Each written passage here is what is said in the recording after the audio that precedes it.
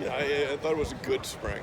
It was, coming off with a high level of expectation.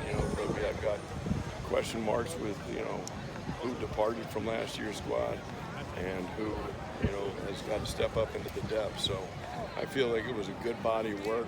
And I feel like, that you look at any positive on the offensive side, you worry about defense, and there's probably a little bit too much explosion plays, but we got some work ahead of us. But it's been a good overall deal, and we got to make sure we try to add in some pieces, refine some pieces, and see if we can contend for the championship. A two-part question. Any questions that you had coming in firmly answered in any way?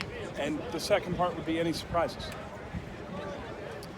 It's open-ended. In terms of any determination, in terms of depth, I think that there's probably some guys that determine second-string depth. I think that we've had some guys that we're looking for the establishment of a second-team quarterback and not ready to make that call just yet. Surprises. Again, you say you're surprised, you go out and recruit these kids, you expect certain things, but the pleasant surprises is watching the running backs, those two kids, Silas and McKenzie and plus our old guys that continue to do what they do. I thought that Marquise Buchanan had a nice spring and, got better and better throughout it. And, defensively, Saeed Gibbs, hoping he's not hurt too bad, but, had a nice spring. So there's a number of guys that I feel good about, but nothing really, oh my God, where'd they come from?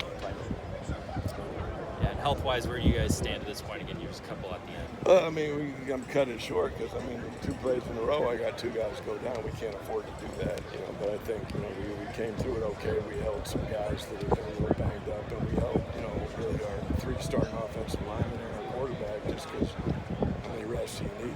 They've had quite a few, so it was good work for the younger guys. And health, knock on wood, I got to see what happened today. Just how much higher is the bar now, maybe compared to 3 or 4 years ago? How much better, how much more defined are your two sides of the ball when you come into something like this? The process is defined. I've reflected on that a couple of times this spring, just coming out to practice and the fluidity of how we coach. And we've had some coaching changes. You think there's going to be a bump in the road, but the kids, have been together for a while. They know our program, they know how to operate, they know what to do, and our as a result of that, we learn a little bit faster.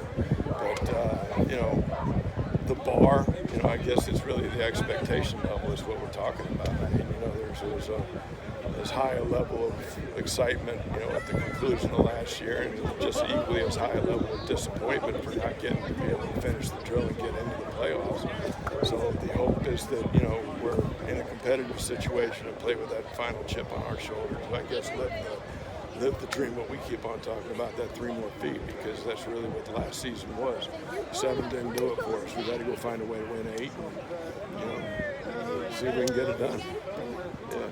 In terms of today's format with the 27-0 lead, kind of what went into that decision? Things happen pretty quick. We've always been in a situation where I put it on Shane to be able to come up with this elaborate scoring system, which of course is hard to manage, tackle for loss, all that stuff. But we talked as a staff, and I said, hey, they got a different format, and one of the guys popped up and said, hey, let's put 24 points on the board. Let's try to play it from behind offensively.